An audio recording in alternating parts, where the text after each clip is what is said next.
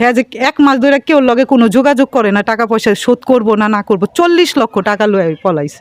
যতদিন থাকবে নিঃশ্বাস ততদিন ভাঙবে না বিশ্বাস। এ কথাটি গ্রামগঞ্জে স্বামী স্ত্রীর ব্যাপারে ব্যাপক প্রচলিত হলেও আজকের বর্তমান সমাজে তা যেন কেবল একটি মিথ্যা কথা। প্রিয় দর্শক, আমি এখন দাঁড়িয়ে আছি গাজীপুর জেলার শ্রীপুর উপজেলার বর্মি ইউনিয়নের সাতখামার গ্রামের এক গার্মেন্টস কর্মী নারীর বাসায়, যে নারীর দীর্ঘদিনের জমানো টাকা পয়সা, অর্থ সম্পদ সব কিছুকে প্রতারণা করে স্বামী এইসব টাকা পয়সা ভাগিয়ে নিয়ে উধাও হয়ে গেছে। আপনার কাছ থেকে ওই টাকা নিছে? জি, আমার কাছে টাকা নিচ্ছে। আমার কাছে টাকা নিচ্ছে ৮০,০০০। ডকুমেন্ট আছে? ডকুমেন্ট আছে, তার চেক দেওয়া আছে আমার কাছে। টাকা নিছে ১ লাখ। আমার কাছ থেকে আমার মেয়ের জামাইতে ৫০,০০০ নিছে, আমার কাছ থেকে ৫০,০০০ নিছে। আমার স্বামী নাই, আমার কইছে ভাবি আপনার টাকা আমার ৫০,০০০ টাকা দেন, আমি একটা বাড়ি করাম। তা তার চলাফেরা ভালো দেখতেছি, তার ব্যবসা বাণিজ্য তো ভালো, তাই আমি ৫০,০০০ টাকা দিছি হ্যাঁ ঘর দিবা লাগিয়া। জি, ব্যাংক থেকে ওটায় আমার কাছে ৪০,০০০ টাকা নিছে, বলছে কিস্তি চালাইব। পরে বলছে যে তোমার ১ লাখ টাকা ওটায় দিমু, দিলে পরে দেয় আমার ৪০,০০০ টাকা আমার কাছে দাও, আমি কিস্তি চালাই দিম। পরে আমরা টাকা ওটায় দিছি না, একটা ৪০,০০০ টাকা লয়ে গেছে। আচ্ছা, আপনার তো স্বামী উনি, হ্যাঁ, আমার ওনাদের স্বামী। কাছ থেকে তো টাকা নিচ্ছে, আপনি জানেন কিছু?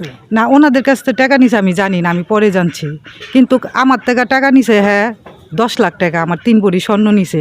আমারে বলছে হ্যাঁ জায়গা আছে, আমারে জায়গা দিব। কয় তোমার টাকা তো ব্যাংকেই আছে, তুমি টাকাটি দাও, আমি জায়গা কিনে আমার বইনে ঘর ইসে কিনি, ওইখান থেকে তোমারও আমি ৫ গুণ্টা জায়গা দিব।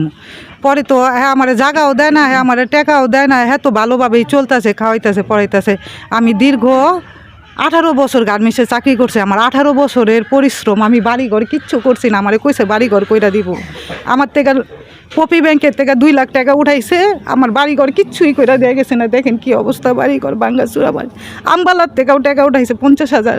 পরে গ্রামীণের থেকে আমার সপ্তাহে 5,000, সপ্তাহে 5,000 টাকা কিস্তি, সব মিলে আমার আসে 45,000 টাকা কিস্তি। আমি 45,000 টাকা কিস্তি করতে দিম আমার ঘরে খাওয়া।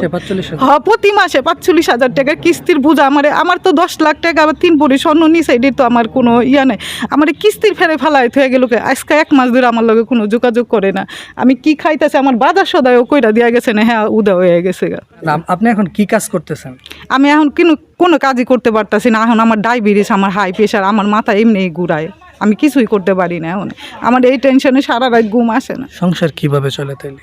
সংসারে এই যে আমি এই বাড়ি ঘুরি, খাইতাছি, যে যেমনি আমার খাওয়াইতেছে আমি এমনি খাইতে, হের বাড়ি এক সন্ধ্যা, হের বাড়ি এক সন্ধ্যা, হের বাড়ি এক সন্ধ্যা, এইভাবে আমি চলতেছি আজকে 1 মাস ধরে। আমার কোনো খোঁজ খবরও নিতেছে, আমার কাছে কোনো 1,000 টাকাও দেওয়া গেছে না যে তুমি বাজার করে 1 মাস খাও।